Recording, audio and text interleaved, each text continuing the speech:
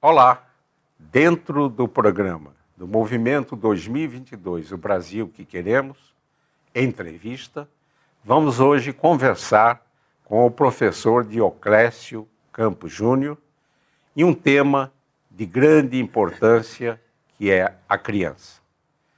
Vamos conhecer a trajetória de nosso convidado e analisar a assistência da saúde, particularmente das crianças. Vamos também discutir a formação dos pediatras e conhecer a atuação de nosso convidado nas diferentes dimensões da saúde e na formação da personalidade das crianças. Vamos discutir as políticas públicas para a primeira infância, particularmente para equacionar a demanda por creches públicas, e vamos também destacar as obras literárias de nosso convidado. O professor Dioclésio Campos Júnior é mineiro de Uberaba, formou-se em medicina na Faculdade de Medicina do Triângulo Mineiro, é mestre e doutor em pediatria pela Universidade Livre de Bruxelas, foi secretário executivo do Ministério da Saúde e secretário de governo da Secretaria de Governo do Distrito Federal. O nosso convidado é professor emérito da Universidade de Brasília, membro da Academia Brasileira de Pediatria, foi presidente da Sociedade Brasileira de Pediatria e atualmente preside o Global Pediatric Education Consortium, que é um fórum com a participação de 50 países. Além disso, nosso convidado é um escritor, tendo publicado inúmeros livros, entre eles Saúde, Crise e Hipocrisia e Crianças do Mundo Inteiro Univos. É colunista do Correio Brasiliense, publicando artigos em defesa da infância e adolescência. Muito obrigado, professor Dioclésio, por ter aceitado o nosso convite. E a minha primeira indagação seria: poderia revisitar a sua formação e atuação profissional, destacando a sua passagem pela Faculdade de Medicina de São José do Rio Preto, no Hospital Sara Kubitschek e na Universidade de Brasília? Professor Isaac, eu quero agradecer muito, porque é uma honra estar participando desse programa do 2022, o Brasil que Queremos, essa oportunidade ímpar que me orgulha muito, e o enfoque do tema central que ficou muito bem claro na sua exposição. Eu quero, resumidamente, dizer que a minha formação no campo da pediatria vem de longa data, e em São José do Rio Preto foi quando voltei da minha pós-graduação na Europa, eu já assumi lá a chefia da pediatria e consegui persuadir e convencer muitas pessoas que o investimento na criança era fundamental, era prioritário praticamente. Criamos no município vizinho, Neves Paulista, minúsculo, mas criamos um centro de recuperação nutricional com as mães participando diariamente, recebiam toda a educação para o cuidado da criança e acabavam se tornando pessoas com uma missão cada vez mais ampla e abrangente na proteção nesse período fundamental da formação da personalidade, não é? E de São José do Rio Preto, fui diretor da faculdade lá também, e criamos até o projeto do Instituto da Criança, que hoje já está funcionando lá. Foi construída uma unidade bem diferenciada de atenção à criança hospitalizada.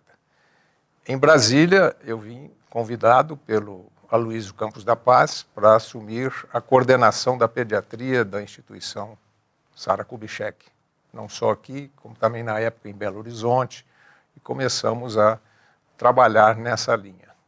Não deu certo, e então nós entramos na UNB, né, e assumi a função de professor na UNB, onde fui até o final da minha carreira, trabalhando muito nessa mesma linha. sempre, cada vez mais convencido da validade dos princípios científicos que comprovam de uma maneira inquestionável que a infância é prioridade absoluta para os investimentos em todos os sentidos no país. Se isso não vier a ser feito, o país vai continuar se arrastando ao longo dos séculos com os mesmos problemas, porque isto é fundamental.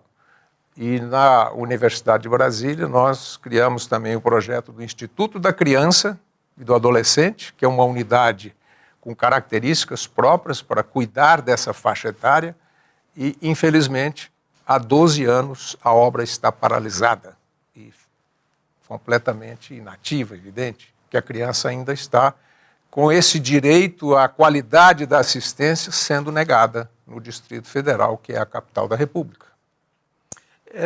Professor Dioclésio, como analisa a assistência da saúde das crianças brasileiras e quais seriam os principais gargalos e prioridades? Essa pergunta é fundamental e é excelente, porque é um diagnóstico da situação, que vem de longa data. Desde, por exemplo, Rui Barbosa, no ano 1868, que chamou atenção para a prioridade dessa faixa, para a saúde e educação já nessa faixa. E disse, naquela época, com o poder que possuía de antevisão das coisas, que ou a sociedade investia nisso ou ela não teria futuro. E creio que o que nós hoje estamos vendo é a prova maior de que ele estava certo. Porque durante esse período todo, professor Isaac, a assistência à criança nunca teve o destaque que precisa ter no Brasil. Foi sempre levada mais ou menos da forma possível para contornar aqui e acolá.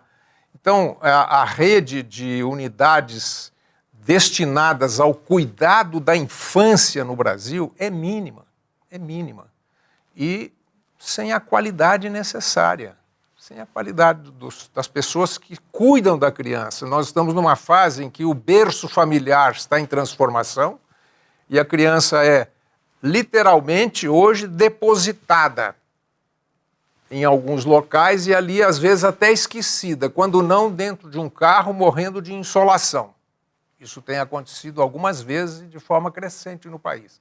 Então, o cuidado com essa faixa etária no Brasil é lamentável. Nós já fizemos uma luta muito grande e, inclusive, um projeto de lei da Sociedade Brasileira de Pediatria, quando eu fui presidente, com a participação muito ativa da ex-senadora Patrícia Saboia, que foi o Programa Nacional de Educação Infantil, que criava um fundo para financiar a construção e a operacionalização qualificada de unidades prestadoras de cuidados em geral para essa faixa etária. Está no Congresso tramitando já há muitos anos e não tem qualquer avanço no processo. Professor Dioclésio, as políticas públicas para a primeira infância são adequadas? Como atender a demanda para atender a demanda por creches públicas? Elas não são adequadas às políticas públicas, porque, primeiro, não há uma política pública para trabalhar nessa linha. E é fundamental não só dispor da parte material, as unidades, digamos, arquitetônicas, estruturais dessas unidades, que têm que ser muito apropriadas à faixa etária. A criança só é bem cuidada num ambiente que é identificado com as características da sua faixa etária. Se não for assim, ela está sendo até, de certa forma, humilhada, desrespeitada e vive num ambiente de adulto. Não é o caso. A creche tem que ser muito bem concebida para acolher a criança. Eu até costumo dizer que seria o útero social, que a criança sai do útero materno, precisa de ser acolhida num útero social devidamente caracterizado. Isso não acontece. Então, faltam unidades, há um monte de unidades improvisadas que não se prestam a esse serviço, e mais, o professor Isaac, o Brasil não tem a profissão do cuidador da infância. Isso tem que fazer parte da política pública. Tem que formar o cuidador da infância adequadamente, a fim de que a criança tenha acesso a um ambiente seguro, qualificado e identificado com as suas particularidades. Professor Deoclésio, em 2009, publicou um artigo na Revista Brasileira de Educação Médica, estudando os indicadores da escolha de pediatria por graduandos da Universidade de Brasília. Poderia nos relatar a situação naquela época e compará-la nos dias atuais? Esse trabalho ele foi desenvolvido, de certa forma, desde o momento em que se começou a dizer muito que estava faltando muito pediatra no Brasil. Então fomos analisar. E um estudo prolongado dos estudantes que chegavam à universidade eram aprovados no vestibular e se procurava saber qual era a opção deles. Naquela época, professor Isaac, a maioria dos recém-ingressos na universidade queriam fazer pediatria.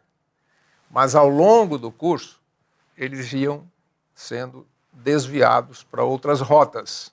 E um número que era praticamente a metade ficava na pediatria. Até porque a pediatria começa muito tarde na formação do médico. Ela tinha que começar lá no começo, lá no início, para que as pessoas pudessem ter contato com essa visão de uma faixa etária que é essencial. E, além do mais, outra observação muito interessante aqui na UNB, que foi avaliado a performance, a capacidade desses alunos todos, e o melhor desempenho no curso de medicina é o daqueles que queriam fazer pediatria.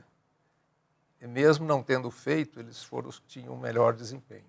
Esse quadro, ele, na verdade, não mudou muito, não. Ele se acentuou muito nesse sentido, mas a opção pela pediatria ainda se mantém numa escala que é muito expressiva, se mantém muito. E o Brasil tem, hoje, um pediatra para cada... nós temos 200 milhões de habitantes, né? E, então a proporção é 1 para 20, para cada 100 mil habitantes. Então dá um pediatra para 20 crianças, assim, nessa linha. E na Europa é 1 para 17. Então nós estamos mais ou menos na mesma faixa. O que falta no Brasil é a distribuição adequada desses profissionais. Eles se concentram onde a economia está concentrada. E nós não podemos proibi-los de fazer isso num modelo que nós vivemos. Eles têm que ter o direito de optar por onde queiram trabalhar. E isso acontece com a concentração em pontos que acabam esvaziando outras regiões do país. Eu penso que a pediatria, além de necessitar de uma vocação, é uma missão também, né? Sem dúvida. Nós vamos fazer um rápido intervalo e voltaremos já com essa conversa tão importante e interessante com o professor Dioclésio Campos Júnior.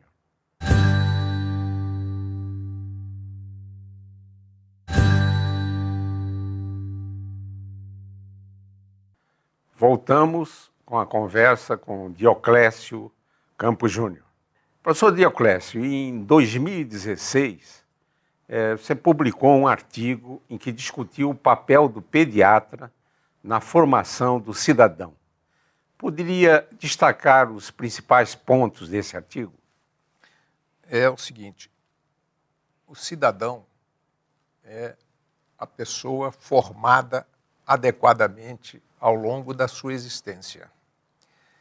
E supõe 2 componentes essenciais, a saúde e a educação. E, portanto, também depende essencialmente da cultura preventiva das doenças e não da cultura diagnóstica e terapêutica. É prevenção, fundamentalmente, em todos os sentidos. Isso requer educação. E está cientificamente comprovado que a prevenção da maioria dos problemas em geral do adulto deve ser feita na infância, que é onde corresponde ao período de crescimento e diferenciação do cérebro para a formação da sua capacidade intelectual, da sua capacidade mental e também do aumento do cérebro do seu tamanho normal, que vai até 6, 7 anos de idade. Então, esses 6 primeiros anos são insubstituíveis para que se forme o cérebro da pessoa, que é o instrumento essencial para que ele desenvolva a sua personalidade, sua criatividade, sua capacidade de inovação, suas originalidades todas. E o papel do pediatra é essencial, portanto, na formação do cidadão, porque tudo depende de uma assistência bem estruturada, bem conhecida, que permita à criança que veio ao mundo não por decisão própria, a vida nos foi imposta, né?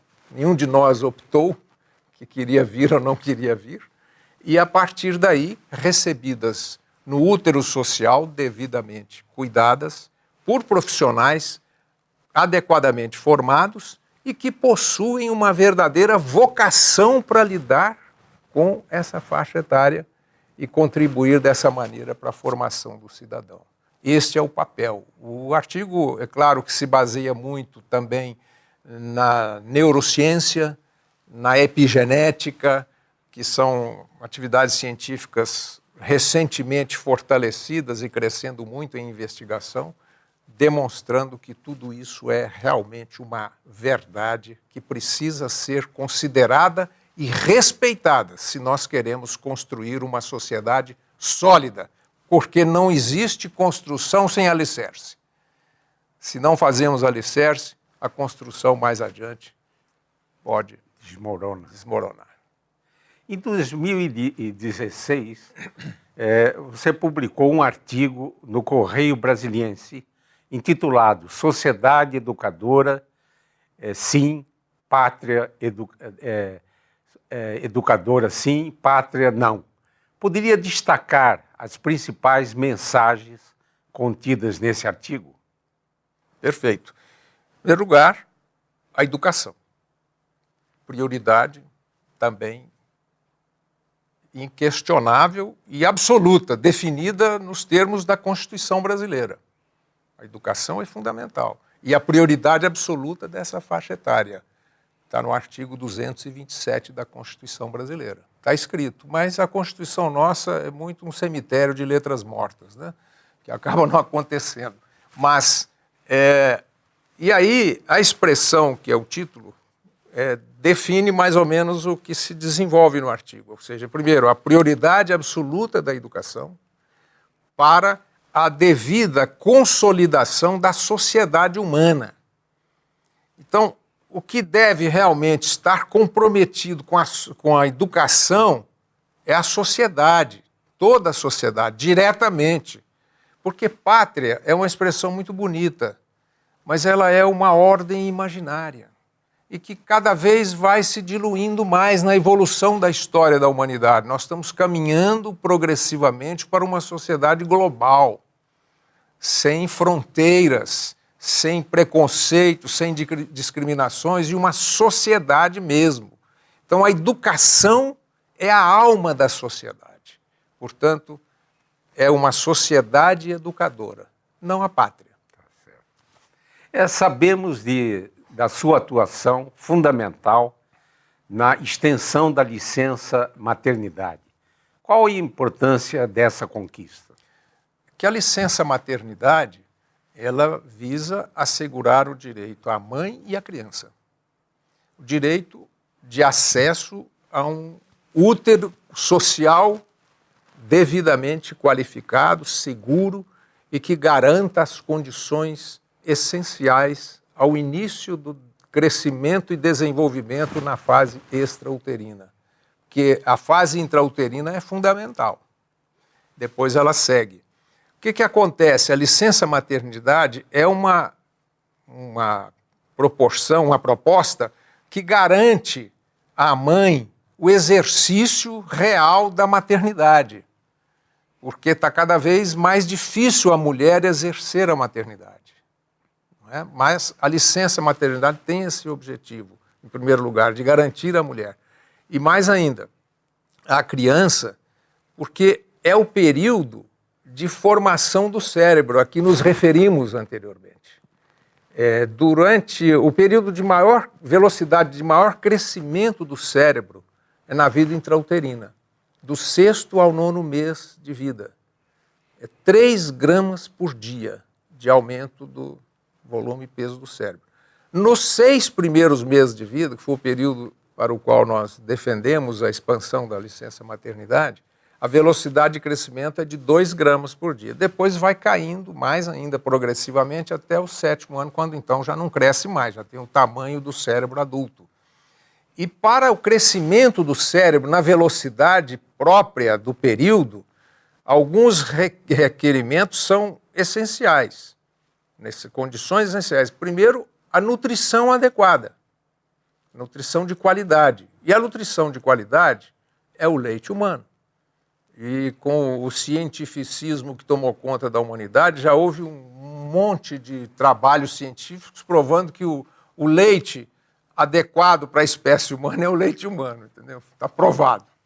E mais ainda, além da nutrição adequada, porque o leite humano, o leite materno, protege contra infecções desse período, garante a nutrição adequada, que é fundamento indispensável à construção do cérebro, e além disso, o contato com a mãe, o contato pele a pele, mãe, criança, isso é fundamental porque estimula as conexões cerebrais todas e cria um vínculo afetivo progressivamente consolidado e que dá à criança, nesse período já, a sensação de pertencimento com a qual ele começa a ter uma base mais objetiva da sua existência, da sua personalidade. Tudo isso é nesse período. Então, a sociedade precisa, como sociedade educadora, garantir esta relação no nível perfeito, seguro, respeitoso, para que, então, se forme o cérebro e, progressivamente, as suas virtudes potenciais possam emergir favoravelmente à qualidade da sociedade. Poderia nos relatar os principais objetivos e ações no Global Pediatric Education Consortium que preside atualmente? O Global Pediatric Education Consortium ele foi criado em 2009. Foram lideranças internacionais que discutiam muito a preocupação com a saúde da criança, a qualidade da saúde da criança. Fundada a preocupação nesses conceitos todos que nós desenvolvemos ao longo da nossa conversa.